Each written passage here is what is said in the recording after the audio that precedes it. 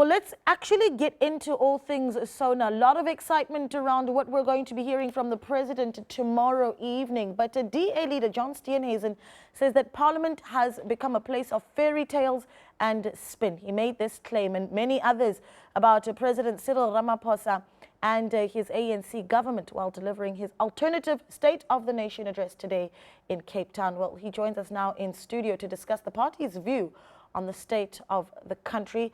Good afternoon to you. Thanks for joining us. Thank you for having me. It's great to be with you. It's interesting because you've got AMCU and the Assembly of Unemployment Unions that have also put together an alternative State of the Nation address. You've done the same. Is this and answer this as bluntly as you'd like to. Is this a lack of confidence in the president's speech? Well, I think it's a fatigue with the fairy tales we get told every single year. For the last 2 years, we've been told about these job creations that are going to happen. We've been told about all these great advances, all these huge investments that we're going to land in South Africa.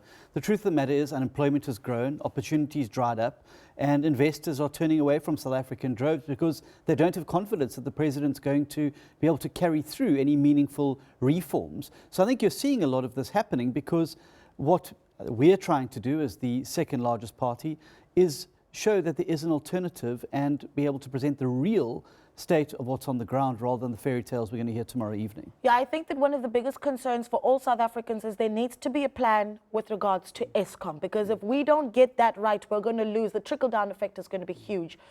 What do you offer on the table, and what do you think the president's going to do with that? I think the president's going to kick the can down the road again, like he's done the last two SONAs. I think Eskom's going to continue to sit on our balance sheet as a ticking time bomb of our finances. And if we carry on the current trajectory, it's going to end up with another bailout. The model is wrong. So what we're saying is that Eskom needs to be broken up in the short term.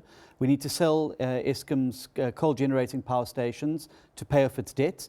And we need to reduce the inability of people to be able to generate their own electricity and be able to sell it into the grid. So you could unleash almost overnight a huge amount of power into the system, which allow Eskom to be able to deal with the maintenance issues that they have, and then to appoint competent engineers within Eskom who are able to understand what electricity generation requires and are able to fix what needs to be fixed. So this is what I found interesting. When you actually put the state, the alternative SONA together, what you've done is you said you've gone on a tour across the country hearing what it is that South Africans want to happen, what they want to hear in their State of the Nation address.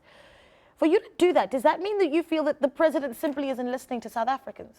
Well, I don't think he's got a grasp of what's happening on the ground, and that's why everywhere he goes, he's shocked.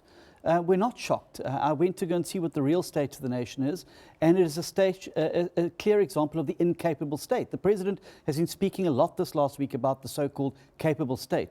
There is no capable state in South Africa. Municipalities that are failing, communities sitting without water, sanitation, electricity, no jobs, hospitals that are crumbling. Is a lot. I need to squeeze one more question in here.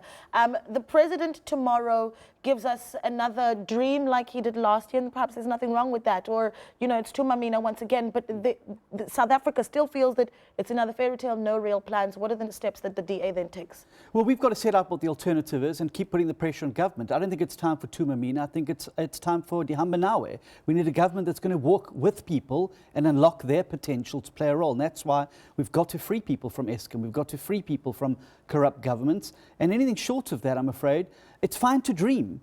But you've got to set out the clear action plans about how you're going to achieve the dream. We've had the dreams. We now need to see the action plan. Yeah. Well, I'm sure we'll be hearing from you tomorrow night as well after that speech. Thank you so much for speaking to us. The DA leader, John Steenhuisen, joining us here in studio.